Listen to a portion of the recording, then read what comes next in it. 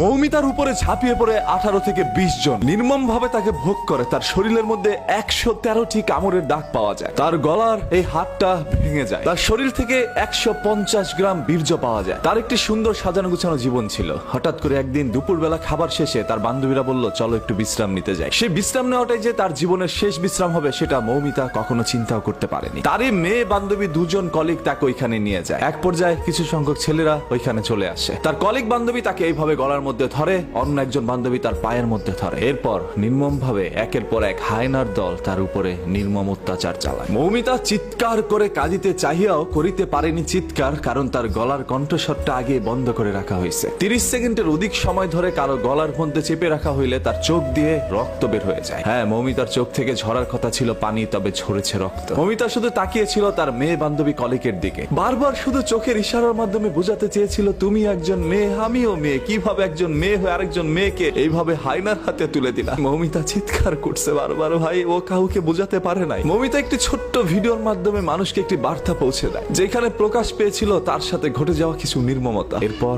তাকে এই দুনিয়া থেকে সরিয়ে দেওয়া হয়। মৌমিতার সেই ভিডিওর বর্ণনা যদি আপনারা একবার দেখেন, তাহলে আপনাদের চোখ থেকে অশ্রু ঝরে যাবে। আজকে পুরো ভারতবাসী এটা নিয়ে প্রতিবাদ জানাচ্ছে আজকে বাংলাদেশের মানুষ। এবং এই ছবিটি ফেসবুকের মধ্যে ঢুকলেই দেখবেন আপনার সামনে চলে আসছে। হয়তো আপনারা অনেকে পোস্টটা পড়ছেন না, শুধু ছবিটা দেখে ইগনোর করে চলে যাচ্ছেন। হ্যাঁ, কারণ ঘটনা তো আপনার মা বোনের সাথে ঘটে নাই, বা আপনার সাথে ঘটে নাই, অন্য কারোর সাথে ঘটলে তো আর আপনার কিছু যায় আসে না। যদি আসলে আপনি একজন মানুষ হতেন, মনুষ্যত্ব বেঁচে থাকতো, তাহলে অবশ্যই এটা নিয়ে পোস্ট করতেন, শেয়ার করতেন এবং প্রতিবাদ জানাইতেন। গতকাল থেকে অসংখ্য মানুষ এটা পোস্ট করেছে এবং মানুষ আমাকে বলছিল, ভাই এটা নিয়ে একটা ভিডিও বানান। এই সকল বিষয় তো আর মানুষের বলে দিতে হয় না, এমনিতেই চোখ থেকে অশ্রু ছড়ে যায়। এই মৌমিতার জীবনে কি এমন ভুল ছিল ভাই? ও তো সুন্দর করে পর্দাশীল অবস্থায় ঘুরে বেড়াতো। ছবিটার মধ্যে আপনারা দেখতে পাচ্ছেন কি সুন্দর একটি মেয়ে। আজকে এরকম হাজারো মৌমিতা আমাদের দুনিয়া থেকে চলে যাচ্ছে, সেগুলো সোশ্যাল মিডিয়ার মধ্যে ভাইরাল হচ্ছে না। ওই সকল হায়নার দলগুলো এখন পর্যন্ত আমাদের সমাজের মধ্যে বিদ্যমান। এবং আপনার এই মেয়ে বান্ধবী কতটা নিকৃষ্ট হতে পারে, আপনার মেয়ে বান্ধবী একজন মেয়ে হয়ে আপনাকে এইভাবে হায়নাদের হাতে তুলে দিতে পারে, সেটা হয়তোবা কখনো আপনি আমি কেউ চিন্তা করতে পারি না। এটা কখনো আমাদের বোধগম্য নয় যে এরকম কোনো কিছু আমাদের সাথে ঘটতে পারে। তার উপরে কোনো না কোনো বাঙালি ঝাঁপিয়ে পড়েছিল, সেটা এই পারের হোক আর ওপারের হোক। আজকে আমি একজন বাঙালি হিসাবে লজ্জিত।